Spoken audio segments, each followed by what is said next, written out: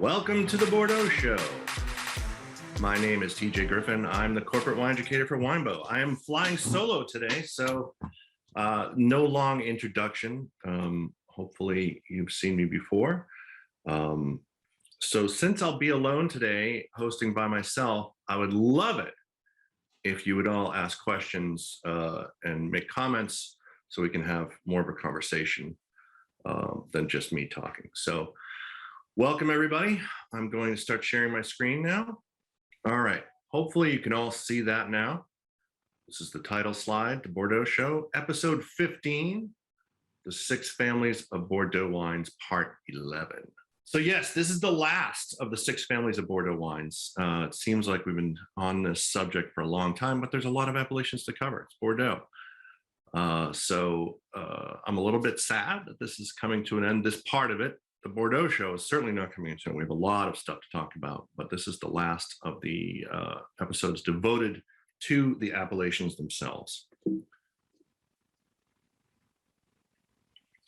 if you remember last time, if you're watching this for the first time, you can always catch up on YouTube. But last time, if you were with us, we talked about the Entre-Deux-Mers region. And we didn't talk about any of the appellations within it because there's a lot to talk about. These are all appellations within the Entre-Deux-Mers region. There is an appellation, an official appellation called Entre-Deux-Mers, and there is a region called Entre-Deux-Mers. But there are 12 different appellations within. These are the 12, and our handy little legend here is the light green is for white wines, the crimson is for red wines, of course, and the orange is for sweet wines, not necessarily wines that have been affected by botrytis, although most of them are actually, but not necessarily. So it could be sweet wines just from late harvest. It could be sweet wines that are affected by botrytis, or both. So the Entre-Deux-Mers appellation, and as you can see, today I'm using the AOP, which is the more updated European Union version of the AOC. So AOC of course stands for Appellation d'Origine Contrôlée, and AOP stands for Appellation d'Origine Protégée, protected appellation of origin. So that's the only difference there. And we're going to start with Entre-Deux-Mers AOP and then proceed roughly north to south with the remainder of the appellations. So as an appellation, this is a large appellation. As we talked about Entre-Deux-Mers, the region being the biggest region in Bordeaux, or sub-region in Bordeaux, this is one of the biggest appellations. It covers 132 different communes, villages, but it's only for dry white wines. In this area, as we talked about last time with the region, there are more, there's much more vineyard area planted to red wines than to white wines. But if you're going to be in the Entre-Deux-Mers appellation, AOP, it must be dry white wines only. If it's reds, it can be Bordeaux or perhaps even Bordeaux Supérieur. Not too long ago in the recent history, white grapes were being ripped up and reds were being planted. Now it's reversed, and the red grapes are being ripped up and white wines are being more planted. And as we talked about too last time, a lot of this area is not vineyards. It's a large area, but only a small portion is vineyards. That is also changing. Vineyards are being planted in new areas at a good clip. So the vineyard area is expanding, production is expanding. And as we've seen kind of all across Bordeaux in general, and especially in sort of the lesser known areas, quality is improving at a rapid rate. So and these wines are still everyday dry white wines that will not break the bank. But the quality is really, really impressive from what it was even just 10, 20, 30 years ago.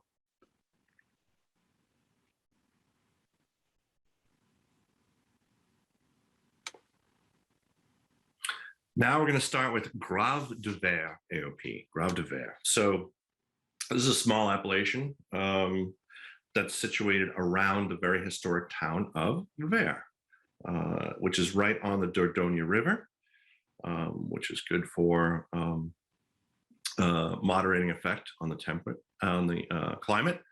So Grave, of course, whenever we see Grave in Bordeaux, it means gravel soil. So this is a nice close-up of some of the gravel soils that the vines like to sit in.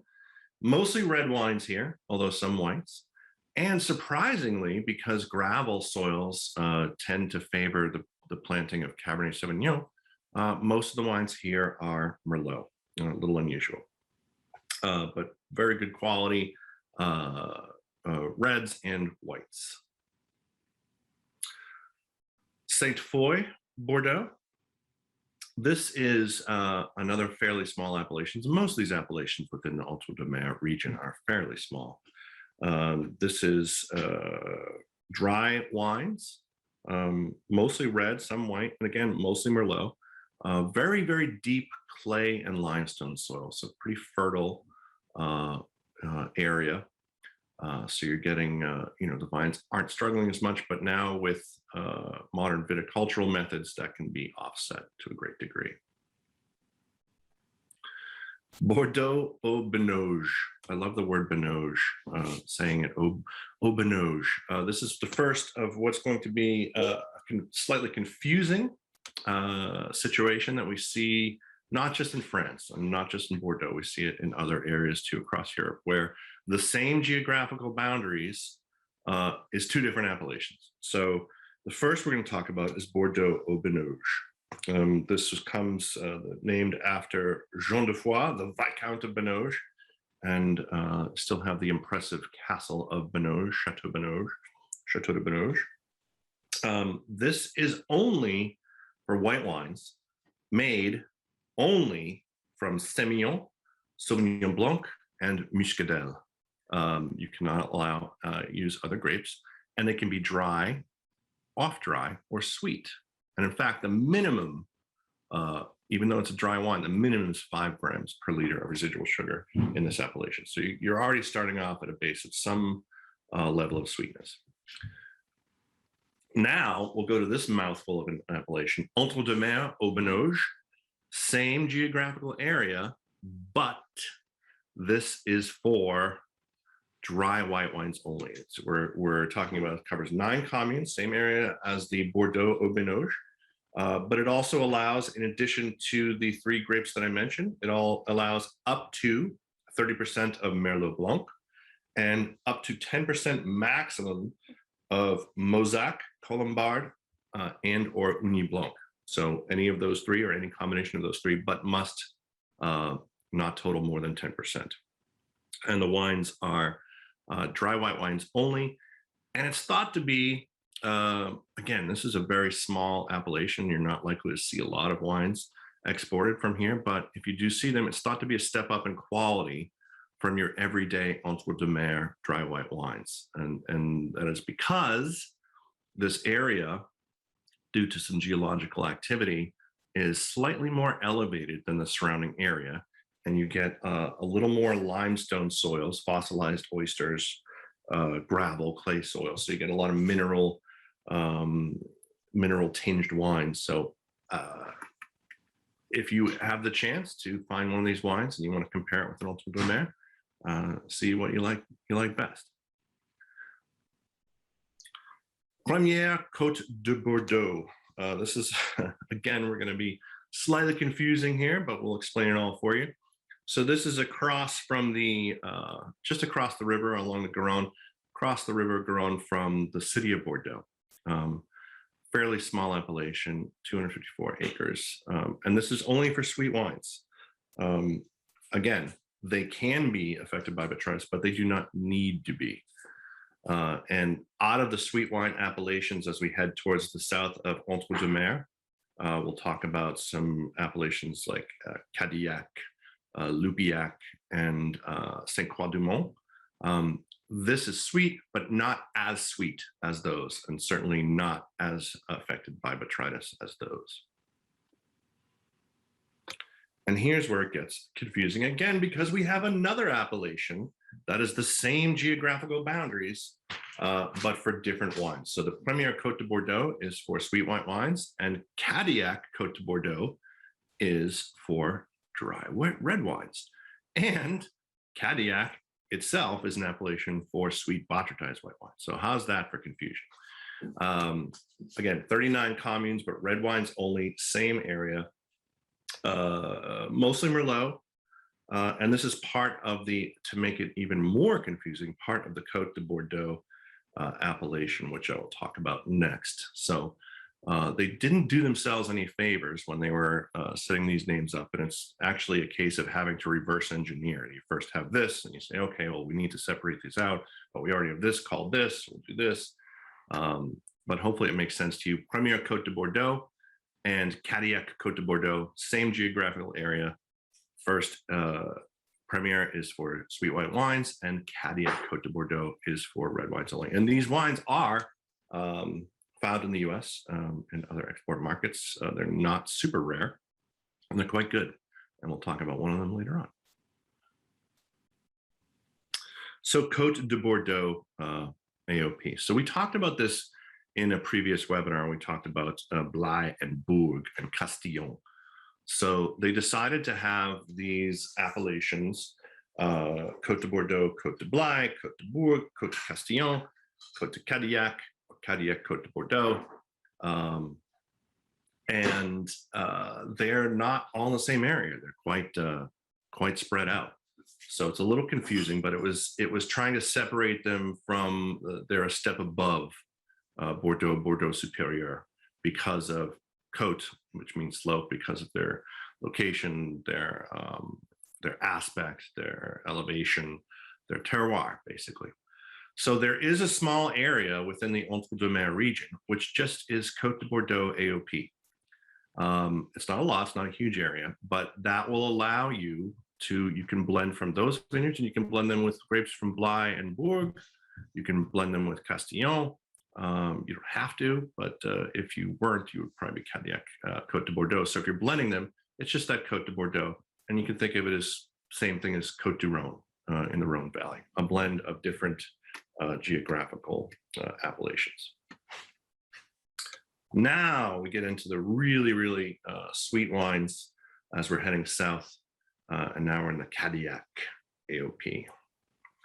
So none of these appellations that I said are super large, but these three right in a row, if you think of them combined, is a fairly large area. So we have 345 acres. This is sweet botrytized wines. This is across this and the next two after this appellations are right across the river from Sauternes and Barsac. So we're in good territory for botrytized wines. Cadillac especially is great topography. There's lots of little rivers and streams. So lots of that mist, lots of humidity, which is what we want for the botrytis to start.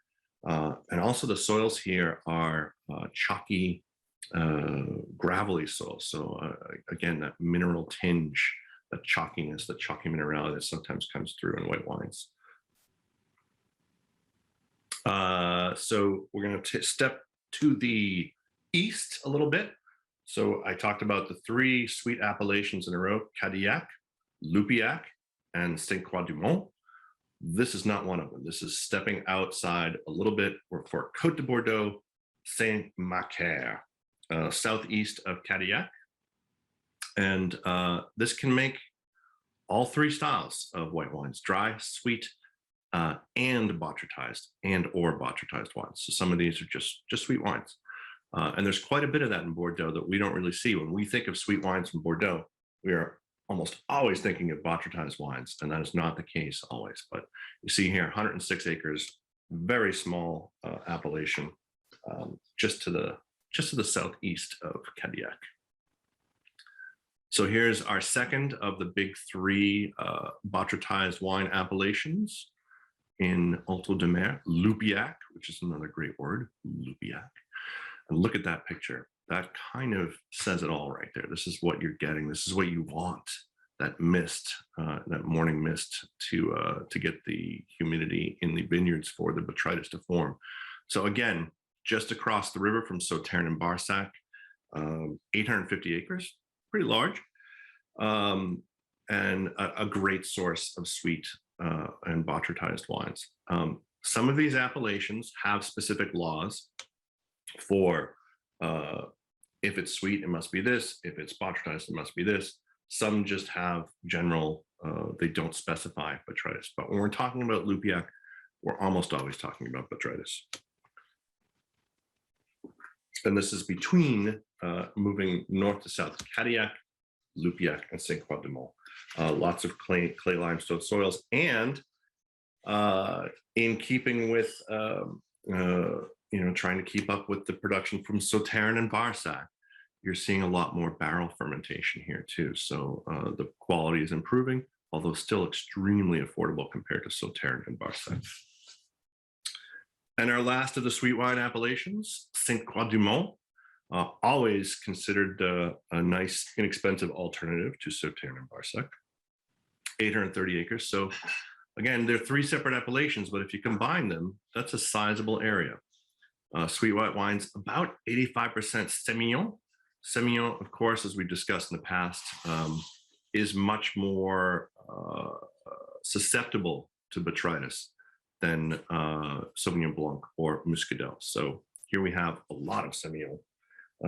So that tells you a little bit about the style, but again, affordable alternative to the botrytized wines, Sauternes and Barsac. And as you've seen in past webinars, we've been doing a lot about talking about the major chateaus of the region. There's too many chateaus to talk about in Entre-Deux-Mers. We'd be here all day. And there's just so many good ones. There's nothing on the level of a first growth or, even a classified growth necessarily. There's not, 1 or 2 chateaux that stand above all else in the area, as you see in some other appellations. It's just too large. There's just a lot of really, really good quality, very good value chateau and their wines. And again, not just producing white wines, but red wines. But I did want to mention this one, which is imported and distributed through Winebow, Chateau de Fontenille. And they actually make 4 different wines. They make an Entre-Deux-Mers, which it's notable because it has a high percentage of Sauvignon Gris, which is fairly unusual and gives it that aromatic lift. Makes it a slightly different style from the somewhat more austere Sauvignon Blanc Semillon blends.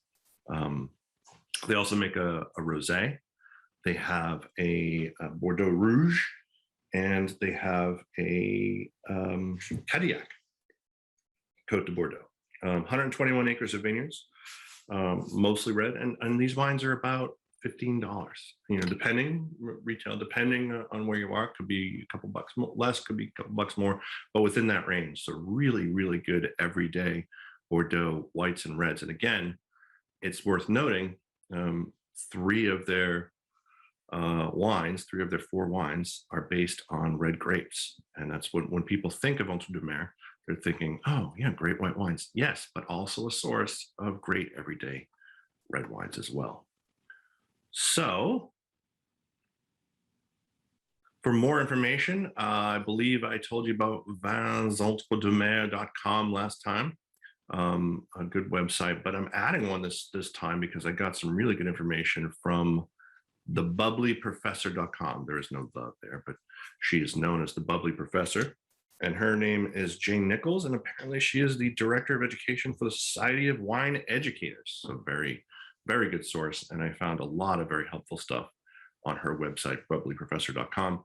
TheWineCellarInsider.com is always a great source of information, and as I always say, most of this is derived from the Bordeaux.com website itself. So check those out.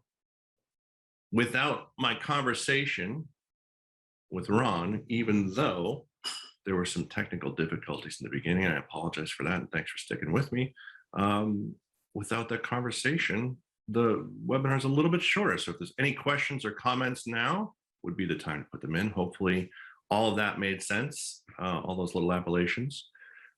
In 2 weeks from today at the same time, so this is one of those 3 Bordeaux show months, which we get a couple times a year.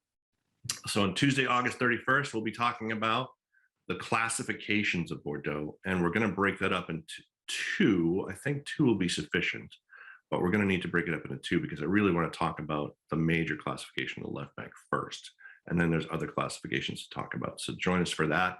And also, as always, we are alternating with pre-shift with your host, Master Sommelier Ron Edwards. And I believe next Tuesday, the 24th, I believe the topic is proving yourself wrong. So join us for that. And as always, you can find all of our past Bordeaux show and pre-shift episodes on the Winebow YouTube channel, which you should go straight to when this closes, if that makes sense. And there's all kinds of other resources on that channel as well. So thank you for joining me, and I hope to see you next time. Have a great day.